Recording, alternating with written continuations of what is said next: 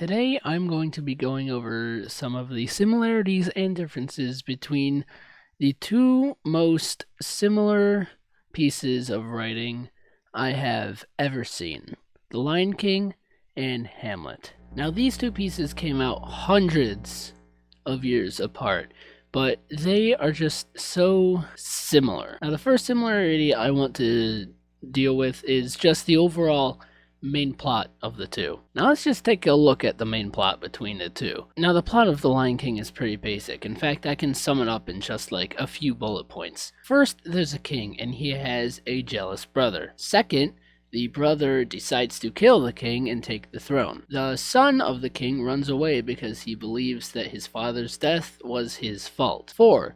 The king's brother takes over and the kingdom turns to ruins, like everything dies. 5. The son returns years later for revenge after he finds out that it was in fact his uncle who killed the king. 6.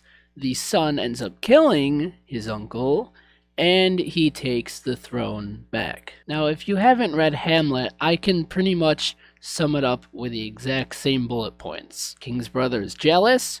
King's brother kills the king. Son wants revenge after finding out that it was his uncle who killed his father. Son ends up killing the king and ultimately having his revenge. So now that we've looked at the main plot, let's take a look at some of the differences. Because even though they are very, very similar, they do have points in the stories where they don't really match up. First off, Simba and Hamlet's journey through the entire story are completely different. In The Lion King, Simba runs away for a few years, and then his friend comes back and tells him that it was his uncle who killed the kingdom and his father. In Hamlet, however, Hamlet stays in Denmark the entire time. He just pretends to be insane, which leads up to him killing his friend's father. Simba never killed his friend's father. Back to Hamlet, his friend decides, oh, my father's dead, Hamlet killed him, time to take my revenge on Hamlet.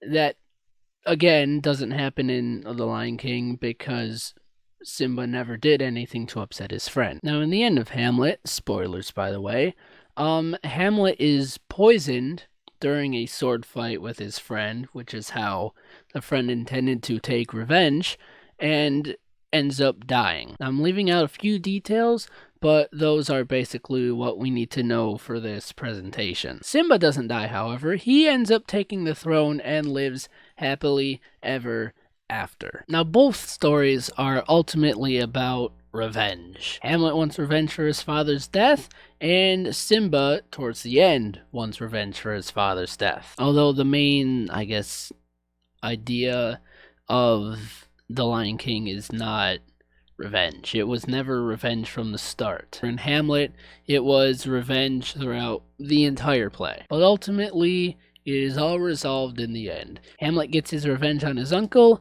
and so does Simba. Now, in The Lion King, there are a few visual details that really expand on the fact that Scar was not a good ruler. They show, skeletons laid out across a vast, desolate area where what used to be, green and have lots of trees is now gray, dull, and dead. And there you have it. Those are the most noticeable and probably significant similarities and differences between Lion King and Hamlet by William Shakespeare. In conclusion, The Lion King and the play Hamlet mirror each other almost identically, apart from a few minor points in each of the stories. They both have to do with revenge, and they both have to do with a jealous brother trying to overtake the throne.